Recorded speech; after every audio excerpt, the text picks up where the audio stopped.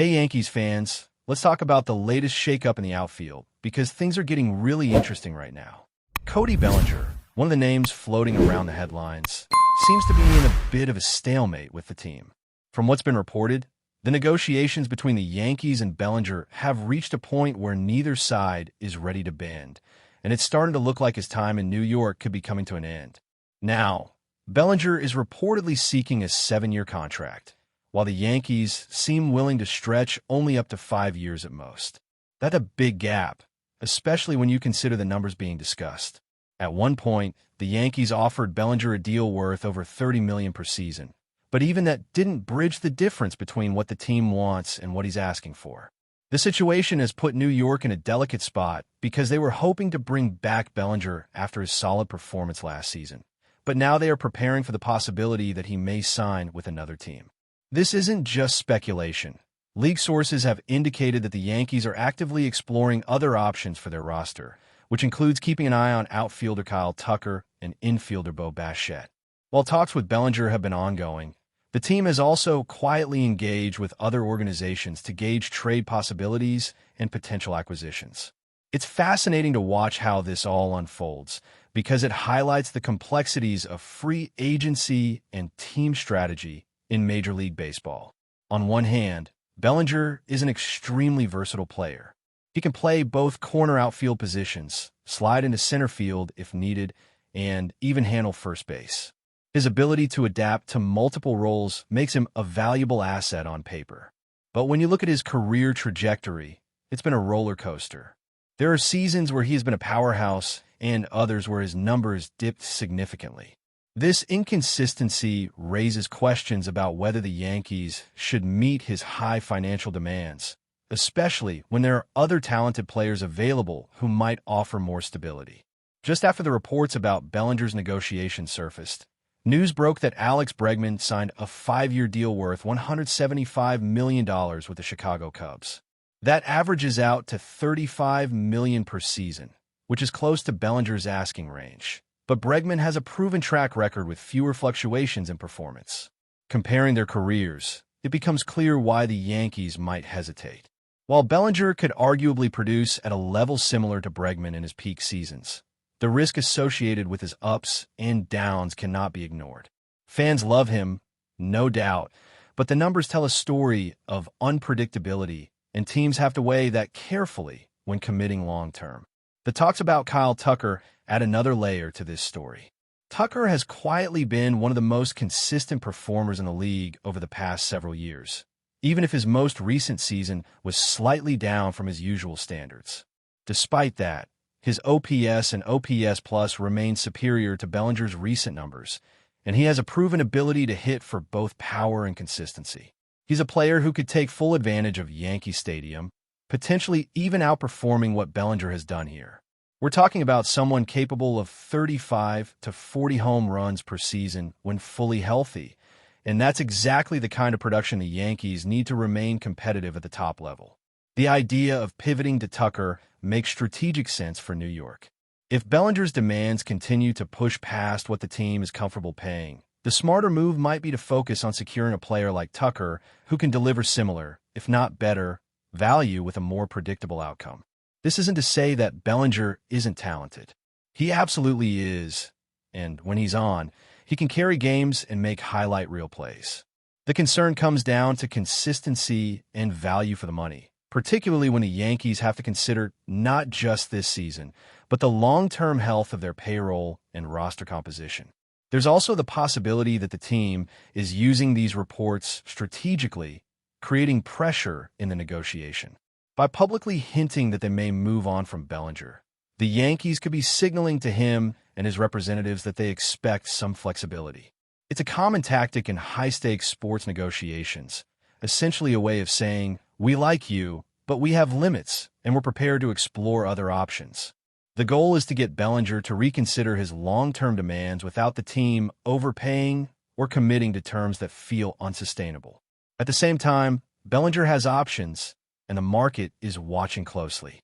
If no other teams are willing to meet his expectations, it could put him in a position where he either accepts the Yankees' terms or waits, potentially missing out on significant playing time and financial security.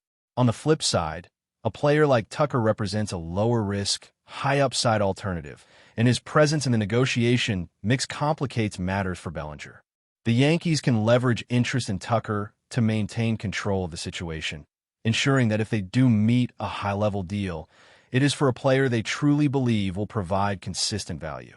The entire scenario also highlights the balancing act every team faces in free agency. The desire to bring back a fan favorite versus the practical need to build a team capable of sustained success. Bellinger is a player fans get excited about, someone who has moments of brilliance and can energize the stadium. But when evaluating contracts, teams have to think beyond excitement. They need to consider the overall roster, potential injuries, career volatility, and how each addition aligns with long-term goals. From a performance standpoint, Bellinger's versatility is undeniable, but Tucker's consistency might ultimately outweigh the benefits of Bellinger's sporadic peaks. Bo Bichette, while not as high-profile as Tucker or Bellinger, is another potential addition the Yankees are keeping an eye on. He represents a strategic piece who could contribute both offensively and defensively. The team seems to be weighing all these options simultaneously, balancing risk, reward, and long-term fit, which makes this offseason one of the more intriguing ones in recent memory. As we watch this unfold, it's impossible not to speculate about what the Yankees' next move will be. Will they double down on Bellinger and meet him halfway? Or will they pivot fully to Tucker, prioritizing consistency and high-end potential over a player with a more volatile track record? These decisions will shape the lineup for years to come and set the tone for the Yankees' approach to free agency moving forward. Now, looking at the bigger picture, the Yankees are at a crossroads with their roster, and the decisions made in the next few weeks could define the team for the next half-decade. Free agency is always about timing and leverage, and it seems New York is trying to play both sides, keeping Bellinger in play while exploring other high-value options. What's interesting is how this dynamic impacts not just the players themselves, but the team's overall strategy. Kyle Tucker, for example, represents a long-term solution at a premium position. He has shown durability, power, and the ability to consistently produce, which are exactly the qualities that can stabilize the outfield for years to come. Comparing him to Bellinger, you're weighing raw talent and versatility against consistent production and predictability. And for a team like the Yankees that want to maximize both wins and financial efficiency, that is a critical distinction. The discussion around Bo Bichette is equally intriguing. While he doesn't carry the same star power as Bellinger or Tucker, Bichette is a player who could complement the Yankees lineup in ways that aren't immediately obvious from statistics alone. His defensive versatility and potential for offensive growth make him a strategic option that could give the team flexibility in both infield and outfield configurations. Essentially, the Yankees are building a portfolio of options that allows them to hedge against risk. They don't want to overcommit to a player whose performance might fluctuate drastically, and yet they also don't want to miss out on the elite talent available in the market. If the Yankees fully pivot toward Tucker, it sends a message not only to Bellinger, but to the rest of the league about their priorities. They are signaling that while they value star power and versatility, they are unwilling to overpay for a player whose recent performance has been inconsistent. Tucker, by contrast, brings measurable, predictable value, which is exactly what an organization needs when constructing a championship-caliber roster. He's the kind of player who can anchor a lineup and consistently provide power numbers, run production, and OPS above league average. When you add in the favorable dimensions of Yankee Stadium, his numbers could realistically exceed expectations. He could be a cornerstone for years, and for a team like New York, that long-term reliability is priceless. Of course, none of this diminishes what Bellinger brings to the table when he's on his game. There is no doubt that he is a tremendous talent. His athleticism, versatility, and power make him a potential game-changer on any given day. But baseball is a long season, and teams have to weigh consistency against flashes of brilliance. The risk with Bellinger is that those flashes are not guaranteed week after week, month after month. You can have a season where he hits 35 home runs, and the next one where he struggles to maintain a 750 OPS. That volatility is what makes the decision so complicated for the Yankees front office. They have to balance fan expectations, competitive needs, and financial strategy all at once. Looking at the numbers more closely, Bellinger's recent seasons show a mix of highs and lows that illustrate the challenge. His peak years are undeniably impressive, but they are punctuated by seasons where his performance dips significantly. This kind of inconsistency can be disruptive in a team that is building a sustained run of success. The Yankees cannot afford to gamble large sums on a player whose ceiling is high, but whose floor is comparatively low. That's why discussions around Tucker are so compelling. Even with a slightly off season, Tucker's baseline performance remains above league average, and his contributions are more predictable, giving the Yankees confidence that every year he is on the roster, he is going to contribute meaningfully. When you bring all these factors together, it paints a picture of an organization at a critical decision point. Do they double down on a talented but inconsistent star? Or do they pivot to a player whose production is less volatile and potentially more aligned with long-term goals? The Yankees' recent moves suggest that they may be leaning toward the latter, exploring options like Tucker and Bichette, while keeping Bellinger in play but not fully committing. This strategy allows them to negotiate from a position of strength, while keeping alternatives open, a classic example of how elite teams manage both talent and risk during free agency. Another layer to this situation is the psychological aspect.